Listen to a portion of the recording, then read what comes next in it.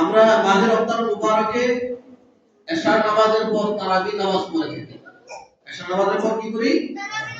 তারাবি নামাজ পড়ে থাকি। সেই তারাবি নামাজ প্রসঙ্গে আমি আপনাদের সম্মুখে আবু দাউদ শরীফ থেকে একটি হাদিস মুবারাকা তেলাওয়াত করেছি। আপনাদেরকে শোনাই, আপনারা মনোযোগ দিয়ে শুনবেন, বোঝার চেষ্টা করবেন।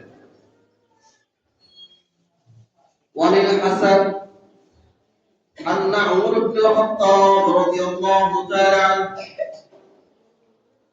جمع الناس على أبي بن كعب فكان يصلي لهم 20 ركعة رواه أبو داود। যারা আরবিতে গণনা পারে তারা এই হাদিসের পূর্ণাঙ্গ অর্থ বুঝে না বুঝে, বঙ্গানুবাদ বুঝে না বুঝে, যারা আরবিতে গণনা করেন ওহে সালাস এইভাবে যারা আরবিতে গণনা পারেন তারা আমার সাথে একটু সম্মতি জ্ঞাপন করবেন, অথবা আপনি বলবেন যে আসলে আমি সঠিক বলছি। আশারা অর্থ হচ্ছে 10। আশারা শব্দের অর্থ কি? 10। আর ইশরুন শব্দের অর্থ হচ্ছে 20। বলেন ইশরুন শব্দের অর্থ কি? 20। এখানে আবু দাউদ শরীফ, আমরা জানি পৃথিবীতে 86 নামে 6টি কিতাব রয়েছে, বিশুদ্ধ কিতাব। কয়টি? 6টি। বলেন বিশুদ্ধ কিতাব 6টি।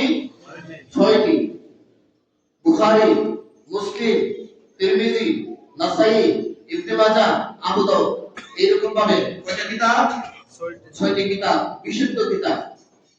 এই কিতাবগুলো বিশুদ্ধ, এর বলা হয় 86 কিতাব, মানে বিশুদ্ধ 6টি কিতাব। এই 6টি কিতাবের একটি কিতাব হচ্ছে আবু দাউদ শরীফ থেকে আমি কথাটা বলছি। এখন এই হাদিস শরীফে বলা হচ্ছে ওমর ইবনে খাত্তাব রাদিয়াল্লাহু তাআলা আনহু উবাই ইবনে কাব রাদিয়াল্লাহু তাআলার পেছনে তারাবির নামাজ জামাতে পড়ার জন্য লোকদেরকে একত্রিত করতেন। অতঃপর উবাই ইবনে কাব রাদিয়াল্লাহু তাআলা আনহু লোকদেরকে সাথে নিয়ে তারাবির নামাজ ফাকানা ইউসাল্লি লাহুম 20 রাকাত। আশারা বলে নাই, 10 বলে নাই। ইশরুন শব্দের অর্থ হচ্ছে 20। আপনারা জানেন কি না? ইশরুন শব্দের অর্থ কি? 20। ফাকানা ইউসাল্লি লাহুম 20 রাকাত, অর্থাৎ 20 রাকাত নামাজ আদায় করতেন। কয় রাকাত? 20 রাকাত। তাহলে যদি হাদিসে যদি 20 রাকাত হয়, আপনি কম বেশি করার অধিকার আপনার আমার নাই। কথা বলে ঠিক কি না? তারপরে যদি কম বেশি করেন, এটা আপনার মন করা, আপনি করতে পারেন, এটা আপনার মন করা। কথা বলে ঠিক কি না? আমি এর বেশি বলবো না। আমার রাসূল যা বলেছেন তার বাইরে আমরা বলতে পারি না, তার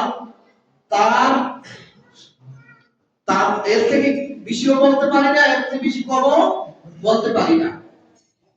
এটা হচ্ছে আবু দাউদ শরীফের হাদিস। এই হাদিসে মুবারাকা সহিহ আবু দাউদ শরীফের প্রথম খণ্ডে পৃষ্ঠা নাম্বার 202। যদি আপনি হাদিস নাম্বার দেখতে চান 1429, একটু দেখে নিন।